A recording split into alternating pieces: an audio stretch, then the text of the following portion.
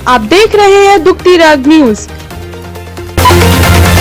सच की आदत, परिवर्तन की चाहत, सच आप तक। चलता हूँ कन्नौज, जहाँ पर किसान यूनियन जनशक्ति के प्रदेश महासचिव अर्श जहाँ जी से मुलाकात कराते हैं आपकी। तो अर्श जहाँ जी, आप ये बताइए, जो किसान आंदोलन चल रहा है इसके बारे में आप क्या कहेंगे?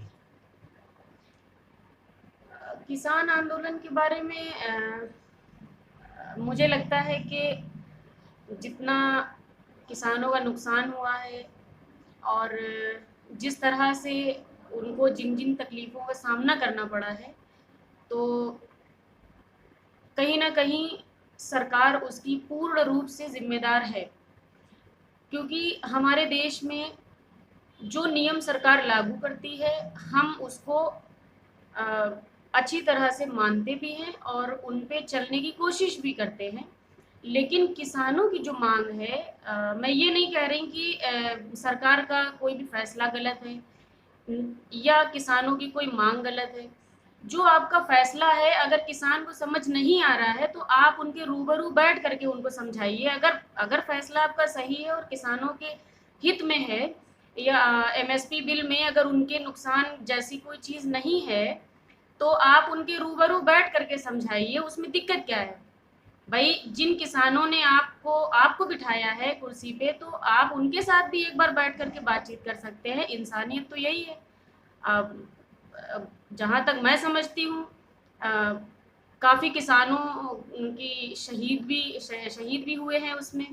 और मुझे लगता है कि जो किसान हमारे शहीद हुए हैं, उनको भी वही सम्मान मिलना चाहिए जो बॉर्डर पे हमारे जवान शहीद होते हैं, उनको जो सम्मान मिलता है।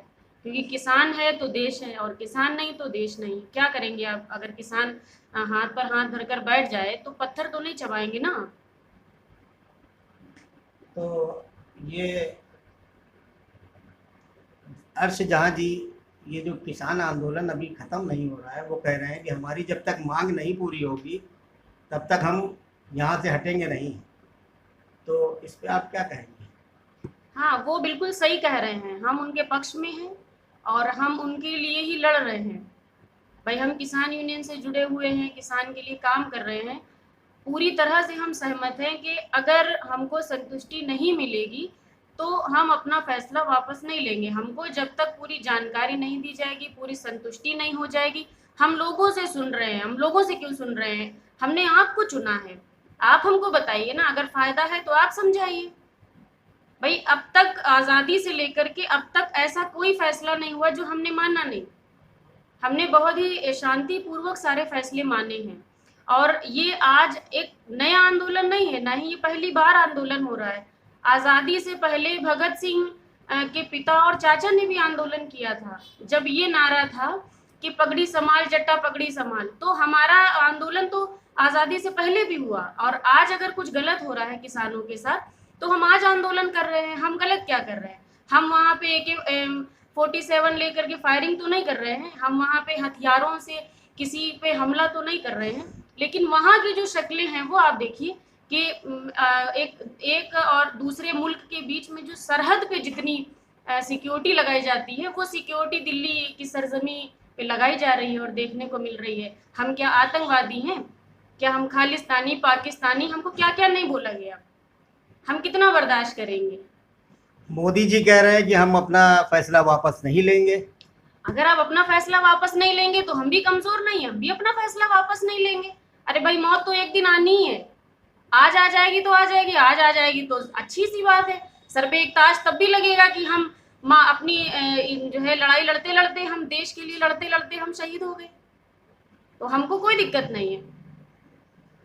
तो ये किस तरह से मसला हल हो पाएगा? ये किसान जब तक बैठे रहेंगे भूखे प्यासे, और जो वहाँ लोग शहीद हो गए हैं, इनसे कैसे हल करा जाएगा मामला? देखिए, भूख प्यास से हम ना कभी डरे थे और ना ही कभी डरेंगे। क्योंकि हम लोग खुद सारे लोग ऐसी फैमिली से हैं। हम बहुत शुक्रगुजार हैं।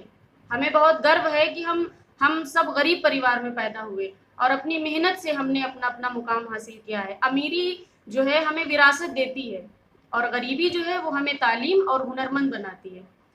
तो हमारे अंदर जज्बों की कमी नहीं है। अगर हमें भूखा रहना पड़ेगा हम भूखे रहेंगे, शहीद होना पड़ेगा तो हम शहीद भी हो जाएंगे, हमें किसी बात की कोई फिक्र नहीं है। लेकिन आदमी बात करता है, फिर आज ऐसा क्या है जो बात करने में दिक्कत? हम गोली बंदूक तो लेकर के नहीं बैठे ना कि प्रधानमंत्री जी आएंगे तो यहाँ गोली मार दी जाएगी, ऐसा कुछ नहीं है। हम शांतिपूर्वक अपना प्रदर्शन कर रहे हैं और सारे लोगों ने देखा, पूरे मुल्क ने देखा कि लाल किले पे क्या हुआ, किस किस तरह से हमें बदनाम करने की कोशिश की गई। लेकिन हमको बदनाम करके कुछ नहीं होगा। हमारी जो डिमांड्स हैं और जो भी हमारे जो गाइडलाइंस हैं आपकी, उनको आप हमें क्लियर समझाइए। अगर वो सही है तो क्या हम बेवकूफ़ नहीं हैं, हम जाहिल नहीं हैं कि हमको समझ नहीं आएगा? लेकिन आप हमको समझाने की एक कोशिश तो करिए। हम तो 10 कोशिशें कर रहे हैं आपसे बात करने की। चलिए, ये थी हमारी मुकम्मल फाउंडेशन समिति की डायरेक्टर अर्श जहाँ जी। अब कैमरामैन शमीम अंसारी साहब, शुक्रिया।